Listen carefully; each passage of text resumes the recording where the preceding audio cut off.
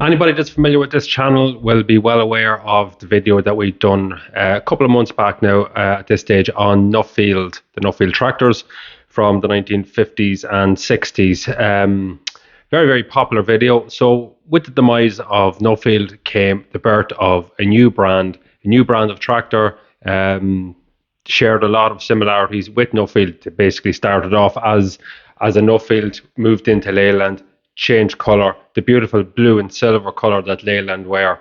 A lot of distinctive features on the tractors. So we're going to spend this video talking about Leyland, talking about the 13 year history of the tractor, of the brand, all the different models throughout the range. Very, very easy tractor brand to research. Loads of information out there, really, really loads of good information on all the different brands. 2-wheel drives, 4-wheel drives, 4-cylinders, 6-cylinders, 3-cylinders with a very, very special little engine that we're all very familiar with if you've been listening to this channel at this stage. So, and just another thing, I was out in the shops today and I picked up the usual monthly edition of Classic Tractor, and it just so happens there's an 18-page special on Leyland in Classic Tractor for the month of March. So if you're a Classic Tractor reader, you're in for a bumper edition of Leyland tractors this next few weeks. So yeah, welcome back to the channel, everybody. To everybody who has watched the JCB one last week and all the great comments, thank you very much. The Ferguson 100 series one before that, very, very popular video, over 13,000 views now at this stage. So thank you all so much. Everybody that has watched it, everybody that has commented. And as you all remember, I did run a little competition throughout that video, and the competition was for a copy of the Massey Ferguson 100 series book by Michael Thorne. So the question I asked was how many Ferguson 168s rolled off the production line in Coventry, and I got loads and loads of correct answers. The answer, of course, was 11,173. So I got loads of correct answers. So I've all the answers in here in a little bowl, all mixed up. So I'm going to pick out the winner now. So the winner is getting a copy of that book. So here we are, just for reference sake. Picked a random one here, all folded up, and the winner is Garode McCarthy. So Garode McCarthy, your handle is at Garode35. Garode, well done to you. I know I've seen you comment on the channel quite a few times. So with a name like that, I'm assuming you're Irish. So yeah, you've won that book, Garode. So if you want to message me in the comment section or contact us on our email or through our website or whatever, we'll get in contact and we will get a copy of that book out to you. Just when we're talking about books, yeah, congratulations, well done, by the way. Congratulations, it is a super book, and I will get it to you. And anyone else that's interested, again, there's a link to that book in the Massey Ferguson 100 series description. But anyway, back to Nuffield, and if you are into Nuffield, if you love Nuffield, if you want to find out a little bit more about them, Jonathan Whitlam has a fantastic book, a super book on the Leyland tractors, and he has several books on loads of different brands of tractors, and I will put a link in the description. I don't have the book, I am getting it, I am buying it. I'm using it, I'm going to get it, I'm going to build up my library, but I'm putting a link in the description. Anyone wants to click on it, I have read it, I've read it in a friend's house, and it is a brilliant book as well. So yeah, that's it. That's the book's over. So we'll get straight into the nitty gritty now. So back to Leyland. Everyone would have been familiar, when in the 1960s and in the early 70s of Leyland, when think of Leyland trucks and Leyland buses. And Leyland itself, the name Leyland comes from Leyland Motors. So it comes from the Lancashire town of Leyland. So look, there was various mergers throughout the 1960s. That led to lots of other British companies being absorbed until there was a mega merger at the end of the decade, which saw British Motor Holdings and Leyland join forces to become what we know as British Leyland Motor Corporation Limited. So that would have been simply known as British Leyland. So British Motor Holdings itself, that was the result of the merger, which included the Nuffield tractor range that had originally been created in 1948 by Morris. that range, obviously, the Nuffield, we all know they were painted orange and they had evolved over the years. And when it came to the last models in 1967, so that would have been the 425, um, that had derived from the earlier BMC mini tractor. There was the 345, and then there was the 465. So they were the last three remaining Nuffield tractors. And these are the machines that would have started out like life for Leyland. So Leyland would have absorbed the Nuffield name, Nuffield tractors, and it would have became the first of the Leylands would have been these three models. So Nuffield had been getting pretty old at that stage. Reliability issues were starting to raise their head, but there was various issues. So Leyland had decided to up sticks from where Nuffield were being produced, um, and moved production to Bathgate in Scotland. Now there was several reasons for this. Bathgate is where there was production lines for the small and medium sized trucks. So there would have been sharing engines. There would have been, there might have been sharing any body parts or anything like that, but there would have been all the tooling, all the machines, all the men were there. And this was at a time when there was coal mines were closing. There was, workers were miners were out of work, and there was a shortage of jobs for them. So look, at the staff were there; they were ready to, there was plenty of opportunities for creation of jobs and stuff. So that was part of the reasons why everything was moved up to Bathgate in Scotland. So what would have happened was, the Leyland brand of tractors. So that was in 1969. Leyland started out with three ranges of tractors, as we had spoken about. So instead of the orange, that poppy orange color of Nuffield, the tractors were changed to the new line of blue and silver that we became familiar with. So we'll talk about the first three tractors. So the first three tractors would have been the 154. So the 154 was basically a rebadged Nuffield 425. Very, very little had changed in it. Now, when you look at the numbering on Leyland, the designation, so 154 was a 1.5 litre four-cylinder engine. And then after that, you had the 344, which was a 3.4 four-cylinder engine. And then you had the 384, which was a 3.8 four-cylinder engine. The 3.8 obviously was the biggest of the range. It came in at 70 horsepower, and the 344 was 55 horsepower.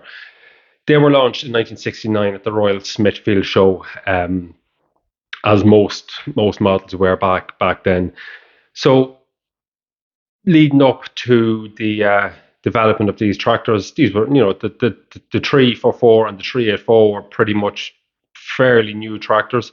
There was a lot of research done. There was a lot of field trials done. They went out and they spoke to different farmers with different models, different brands, from Ferguson to Fords, and loads of different brands, to try and put together a package of what farmers wanted.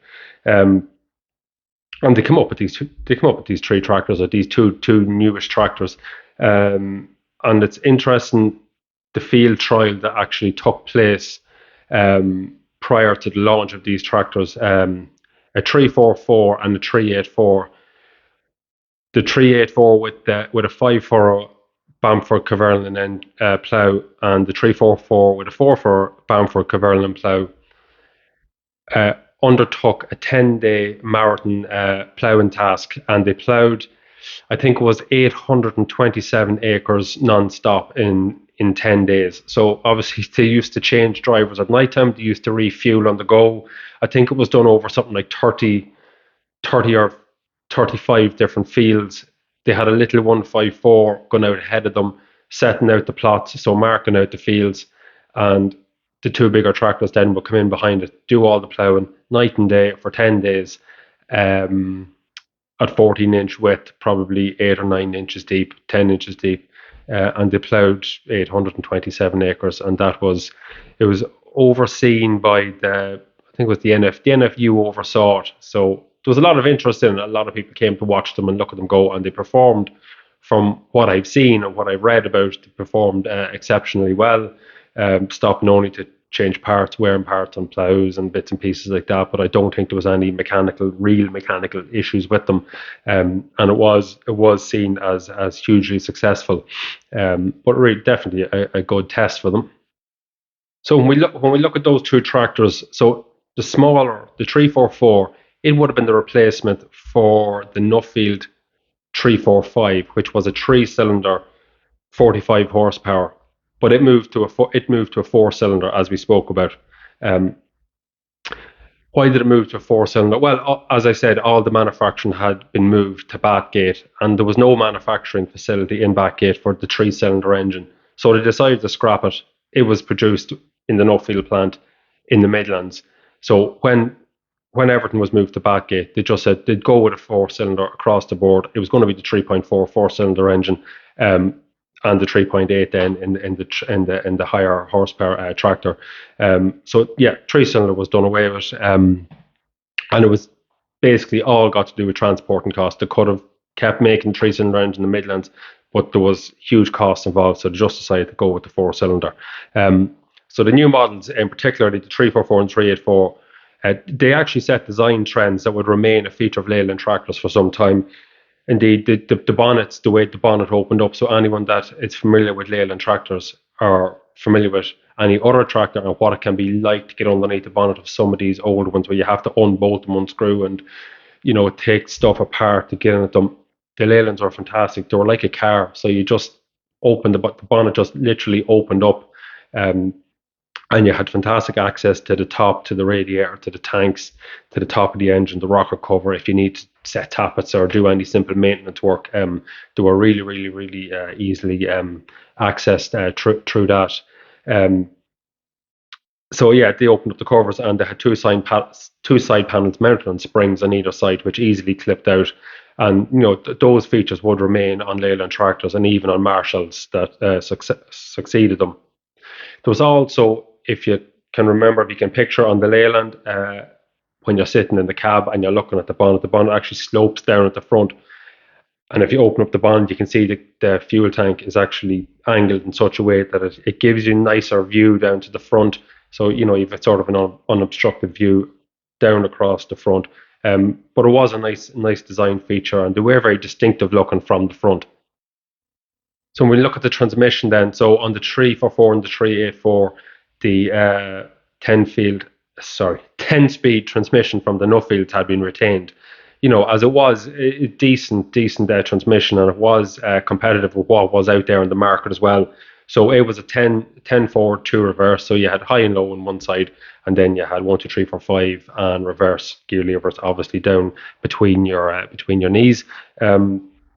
Simple system, but very highly reliable system. There was also a cab available from a company called Stay Dry. Now, not Staydry, it's spelled as it is here, Stay Dry. Now, that company today, I was actually doing a little bit of research on them because I'd never heard of them. That company today make desiccant packs for medical devices and stuff like that, for absorbing moisture in various areas and in different components and stuff. So look, they're still keeping things or people dry to a certain extent, but that was the company that supplied the cabs for them. The engines, the first of the Leyland tractors, on the engine lineup, the 4 cylinders. So that came from, it was the original BMC engine that would have been in the Nuffield. It was retained for a short while. It was improved. There was features put on it to reduce noise and balancing and stuff like that to make them run a little bit smoother, a little bit more, user friendly and better sound and stuff like that. And but it was really only a stopgap because Leyland were in development of their own range of diesel engines that was to come down the line. Yeah, just another note on the cab. So the cab actually had the ability to tilt. So if you wanted to gain access to the transmission hydraulic housing area, the cab could actually tilt backwards to allow great access. And that's something that back then would have been pretty novel. A lot of manufacturers wouldn't have, they would have had bolted on frames, bolted on onto the chassis that would have been a lot more difficult just to remove or whatever. But Nuffield one, it actually tilted to allow access to for driveline maintenance and stuff like that. So it was a good option to have. Moving on then, in 1971, farmers were still looking for a small tractor, so they wanted something in the 3-cylinder range. Because when you look at the 344 and the 384, those two tractors, they were pretty much the same tractor with the same engine, just one had more horsepower than the other, and they weighed the same and they were the same size. They wanted something smaller and more compact. But, Leyland, they weren't really going to develop a 3-cylinder engine just for one particular model. It wouldn't have been cost effective. So where did they go? Of course, they went to Perkins. Now, this would have been a difficult one for them because at the time, Massey Ferguson would have owned Perkins, and Massey Ferguson would have been obviously a great rival to the Leyland tractors in the 70s with the 100 series. But anyway, look, it probably wasn't going to be for too long anyway. So of course, the little AD3 152 was bought off them to fit into the new model. It was the Leyland 253, yeah, so 2.5 3-cylinder. So that was the Perkins AD3 152 that would have been in the 135. Now the 35 would have had the A3 152. One's direct injection, one's indirect. So the later AD3 152 from the Ferguson 135 and the Leyland 253 was direct injection. They couldn't justify the cost of making their own. It didn't last for long anyway, as I said. So, the history was short on that model. The 253 only lasted for something like 2 years. It was only in production for like a year, 1971 to 1972, because there was big changes on the way for Leyland tractors.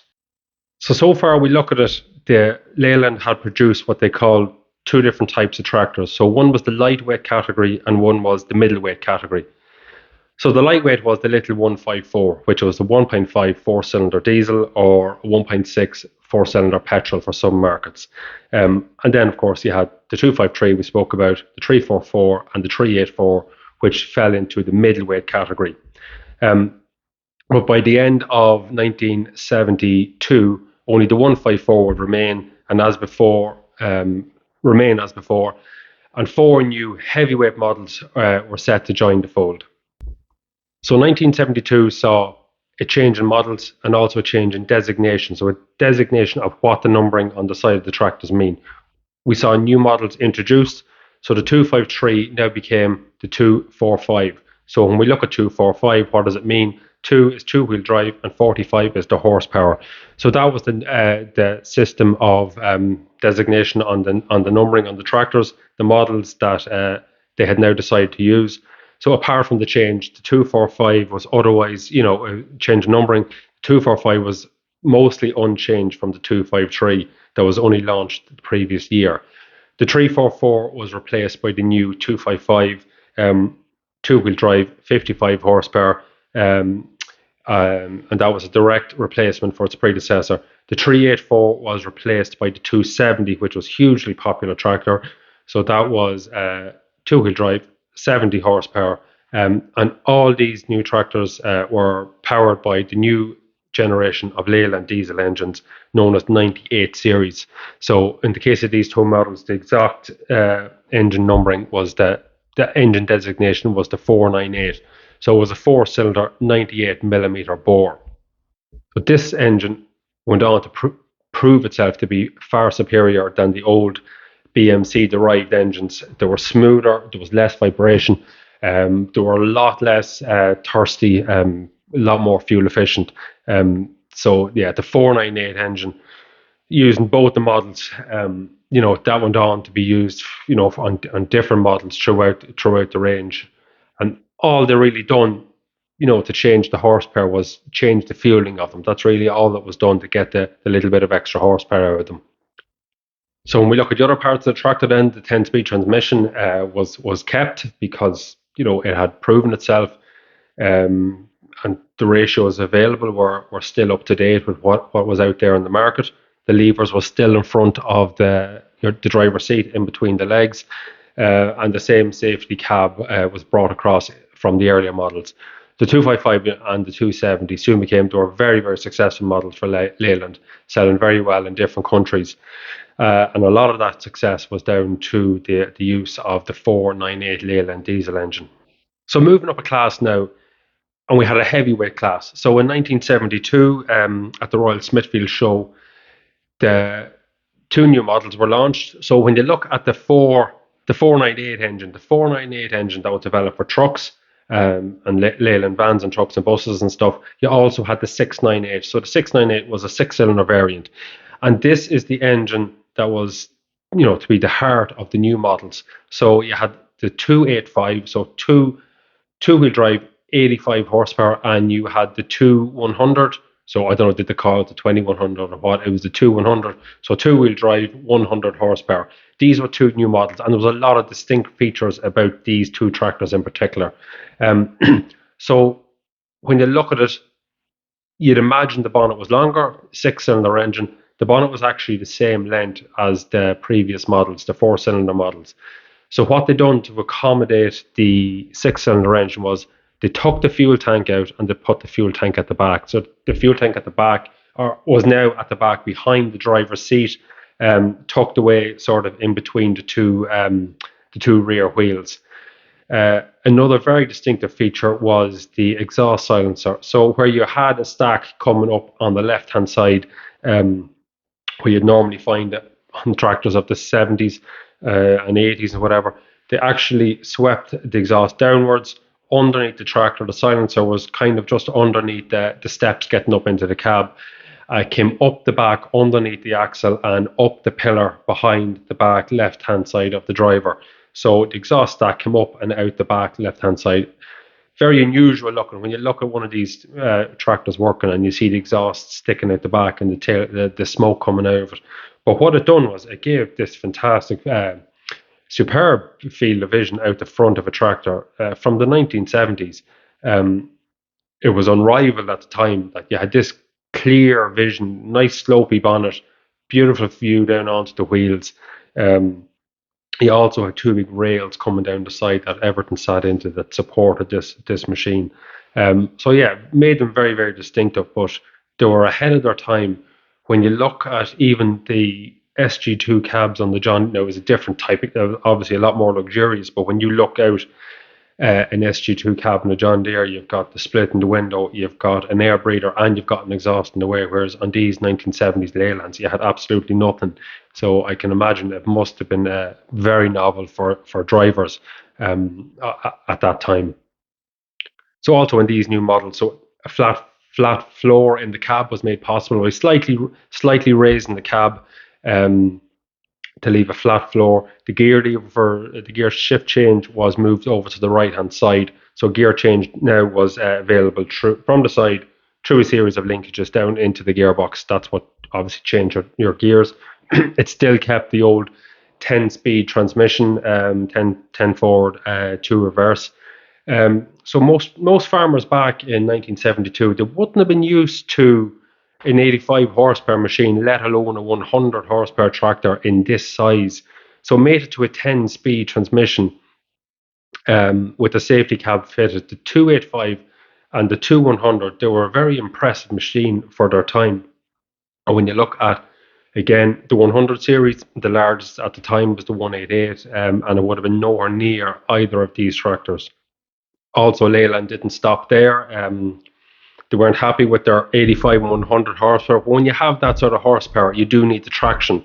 So what they done was, instead of developing their own four-wheel drive system, Leyland turned to county commercials, as many did at the time in Hampshire, to provide a four-wheel drive solution for the Leyland six-cylinder tractors.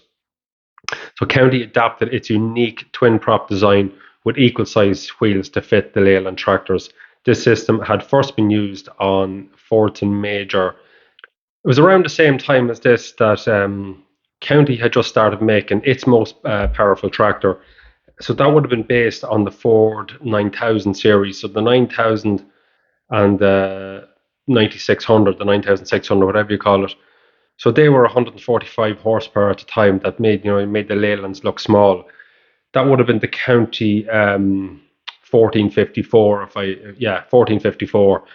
Um, so the Leyland tractors with the county system, the 48 became the 485 and the 4100. So you had four wheel drive 85 horsepower and four wheel drive 100 horsepower. So again, the same transmission was used, same safety cabs. Um, the lower front section had to be modified to allow enough clearance for the front wheels to turn. So when you think of, obviously all the wheels were the same size, so you needed enough room to be able to get a decent lock on it. So the county system had also gave a nice low center of gravity because everything was, the mechanics of it was all down at axle level. So nice low center of gravity, so good for working on hills. They also came there with a differential lock on all four wheels. So these two new tractors, they proved very popular. Initially, proved very popular with the county components, and they were very impressive. Um, and there was great interest from large scale farmers in the States and contractors across the UK and beyond. The 698 engine, again, like the 498 four cylinder, were proven to be extremely reliable, and everything looked set for really good success with these models. But unfortunately, not everything went to plan when it came to the four wheel drive.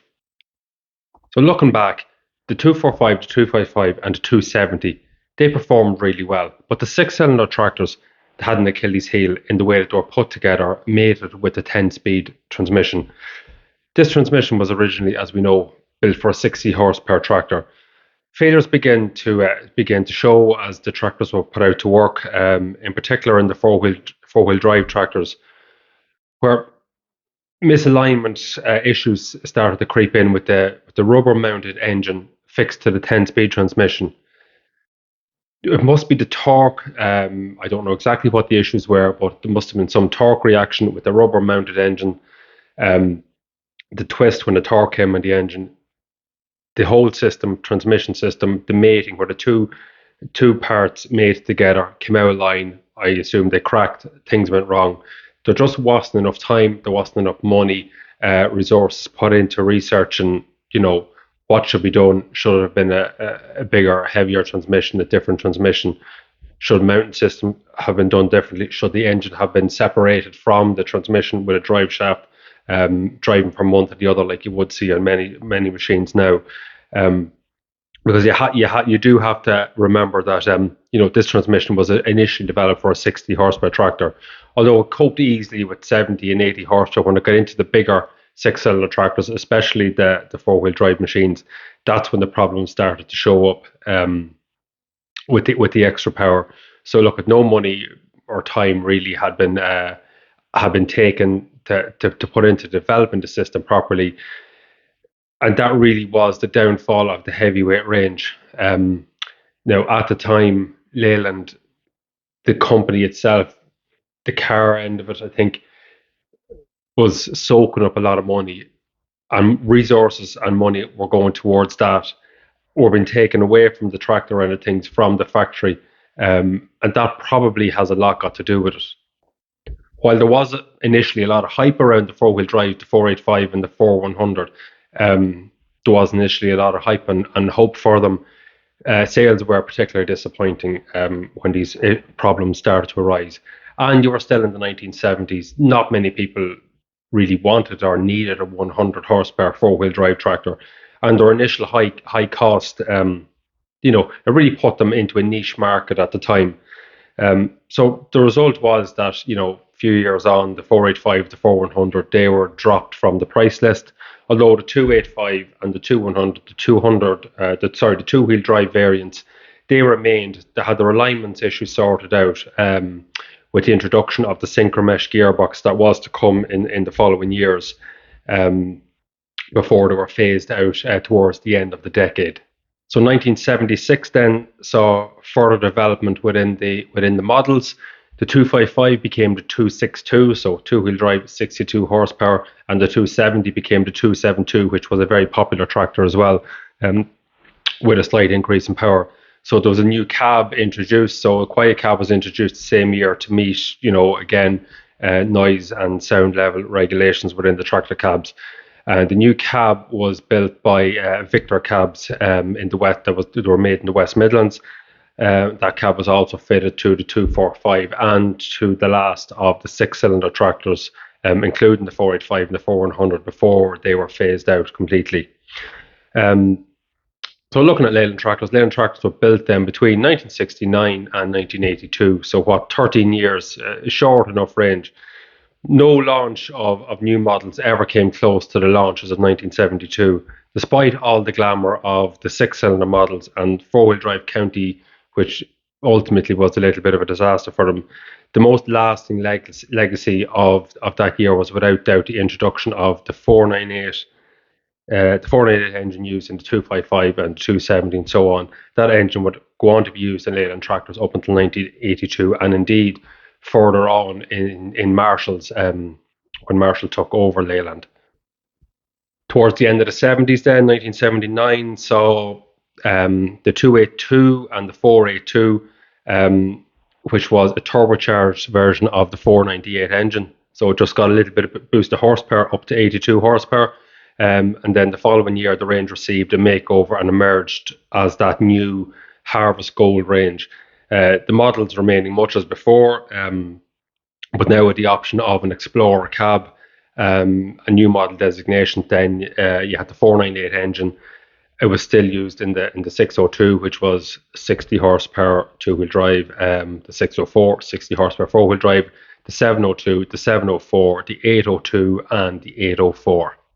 And these are the models that we obviously know that went on to become what was Marshall tractors for that short period in the 1980s. So Charles Nickerson, who owned Track Marshall at the time, he was a large-scale farmer as well. He was farming something like 1,000 acres in the English countryside. He wanted a wheeled tractor for his portfolio. He looked at buying various different brands that might have been available at the time, and Leyland were probably the only ones, as far as the research that I've done, were the ones that decided that they were going to offload the tractor end of their business.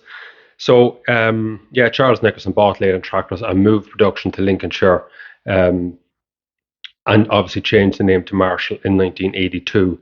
The Leyland 498 engines continue to be used, even with a 92 horsepower version being produced in the Marshall 904 XL. From 1984, Marshall also used the 698 engine to power its brand new 6-cylinder line of 100 series tractors, finally producing the sort of heavyweight tractor that deserved to be much more successful than it ultimately became. And this tractor was launched with great fanfare on Charles Nickerson's estate back in the 80s. And I have seen video footage of it. A fine looking tractor, a big machine, huge crowd turned out to see it. But ultimately, the story of Marshall is for another day, and I will pick that up. I am going to pick up the Marshall story next Sunday. So this Sunday is all about Leyland. Next Sunday, I'm going to finish off what happened from the move on in 1982. We're going to have a talk about the Marshall tractors from then onwards. Now, I am going to do a separate video on Marshall, the company, so the Track Marshall and such that came before that. That will come in a separate video. But I will pick up where Nuffield started, turned into Leyland, and then became Marshall, and where it went from there, the demise of it from there. We will pick that up in next Sunday's video. So that's it for Leyland. 13-year history, some very iconic tractors with some great designs, and they were fairly well ahead of their time throughout the 70s. They were very innovative, superb engines, very well built, other than the issues they had with the larger 6-cylinder, especially the 4-wheel drive issues with that transmission alignment problem. But the 2-wheel drives were certainly very, very popular. There is quite a lot of them in Ireland still here working away, and I was looking through our classifieds Dundee there, and there are a good few of them for sale around Ireland. I know they're in the UK, and there's a lot of them all over the world as well. So again, I will ask people to please, if you have a Leyland, or you worked for Leyland, or you drove a Leyland, you learned to drive in one, just share your history of them, the good, bad, or the indifferent. And if you are someone that had any further insight into the issues that I'd like to know more about, the issues that was in that 6-cylinder transmission problem that they had. If there's anybody out there that has a little bit more insight into it than what research I can find, I'd very, very much appreciate it. I'll put it into my note and I'll file it away with everything else I do. I might make a good book someday, who knows. So yeah, so that's it. That's it, guys. Thanks a million for watching. Hope you enjoyed it. I enjoyed making it, and I always enjoy talking about these old tractors, and I enjoy sharing what I've learned with you guys. So until next Sunday, have a great week and take care.